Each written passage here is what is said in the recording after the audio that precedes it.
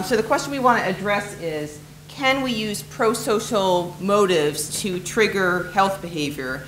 And can appealing to people's pro-social motives actually be more effective than appealing to their self-interested motives? So we're doing this in a dining context. So our venue is an on-campus cash operation cafe. So we call this a cash operation because anybody can walk into this cafe and pay cash to buy things. But in addition, students who have purchased a meal plan, this is one location where they can use their meal plan meal swipe. So they can use a meal swipe to get what we call a meal deal, which is a set amount of food. It's a sandwich, a side dish, and beverage. The side dish is usually French fries.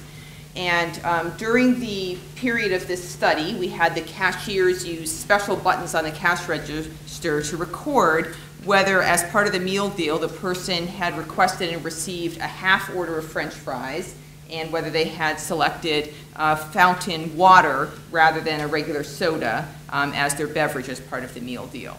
The students did not save any money by getting any of these options because they're not really paying cash for the meal. They're paying for with one of their meal swipes. So it's one meal swipe regardless of how much food you're getting. You're getting this, this regular amount, and you can downsize it to the half portion of fries or have the water if you want. So it was a 3-week design. During the first week, it was just baseline. So we were just measuring whether people spontaneously asked for a half portion of fries and received it, and whether they spontaneously got water, which actually does happen with some frequency at the soda fountain.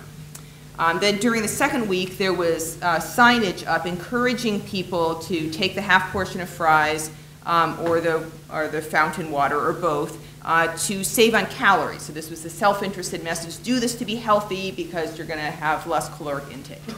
And then during the third week of the study, there was signage up with a charity appeal: do this because if you do so, the food cost savings will be donated to a local soup kitchen.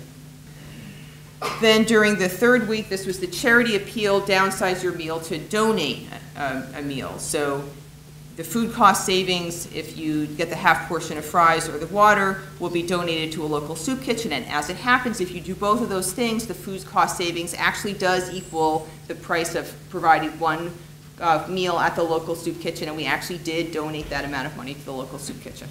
Okay, so here are the data. So there were about 5,000 meal deals purchased per week during the 3-week period of this study.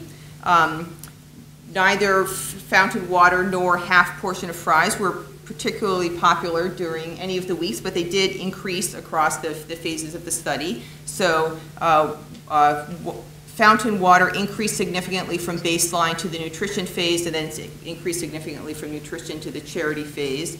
Half portion of fries did not differ between baseline and nutrition, but did increase from the nutrition phase to the charity phase. So it does look like the charity appeal was more effective than the nutrition appeal. So by appealing to people's charity motives of helping other people, so you can feel good about eating that small little bit of French fries because not only are you doing something healthy, but you're helping other people. That was more effective than just the do it because it's good for yourself because you're reducing calories.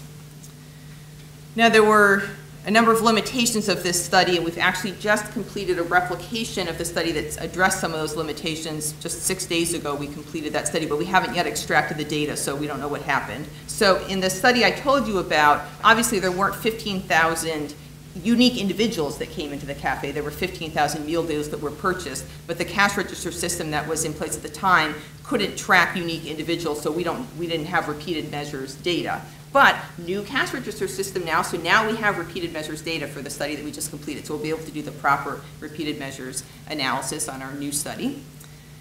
Furthermore, as you probably noticed, our charity appeal for the study I told you about was really kind of a combination charity and nutrition appeal, so maybe that's why it worked best, because it was really combining saving calories and charity at once. So the new study actually had 3 phases: a charity only, which ran first, that was the first phase, nutrition only, and then the combination phase. So we'll get more of a pure look at whether the charity alone is really best, or whether you have to have the sort of combination charity and nutrition to be best. And then finally, we were in the study I told you about, because of constraints on the semester and other things that were going on in dining service. We just ran the 2 phases back to back, but we don't know anything about carryover effects. Maybe the charity phase was best because it came last and there was some carryover from the nutrition phase that came right before it. So in the study we just ran, we had washout weeks in between each of the phases, so we'll be able to see whether people, the half fries and water continued to be popular in the no signage weeks that followed each of the phases. So perhaps next year I'll be able to tell you what those data show, but I don't know yet. Thank you.